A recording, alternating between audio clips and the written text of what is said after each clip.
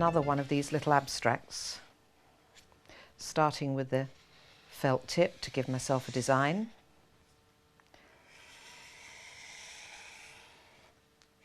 Nice curving, flowing lines in this one for a change, as the other one was all angles.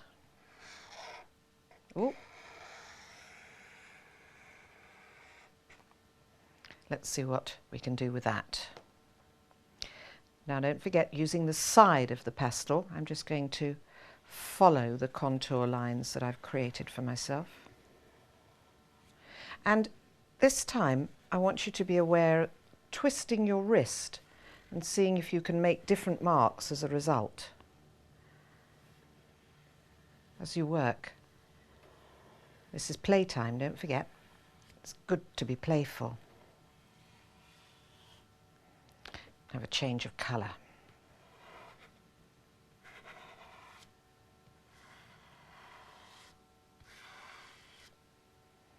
And having done a few side strokes, I'm going to try a bit of blocking in now down here.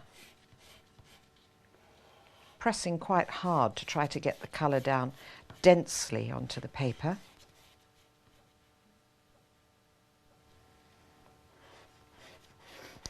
This particular paper isn't quite as textured as the one I was using before.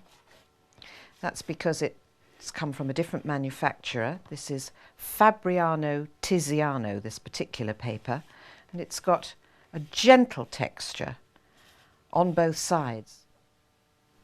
You can't always tell when you buy a piece of pastel paper what the texture is going to be like, so it's a good idea to try it out in a corner, see if you like the texture. And if you don't, try the other side. Now I'm going to try a little bit of blending. Try it with a finger. Blending into the blue of the paper there. See what sort of effect that gives. Rather nice subtle passage of colour through the centre of my image, my little abstract here. And let's try a little bit of overlaying. Let's try a lighter colour over the top of some of the red,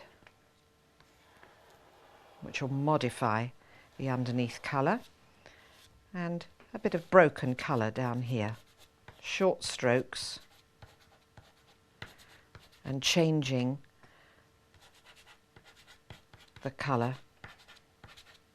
You don't have to feel hemmed in by the lines that you've created with the felt tip pen. If they show through slightly, that's all right. And having created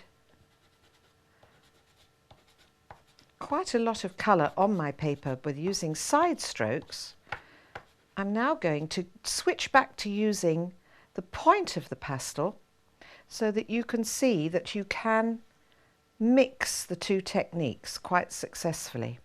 And in fact, I would encourage you, when you start to paint images, recognizable pictures, that you do use as many different techniques as you can to give the painting a lovely, varied, lively surface. There we are, just a few little sort of dots and things in here.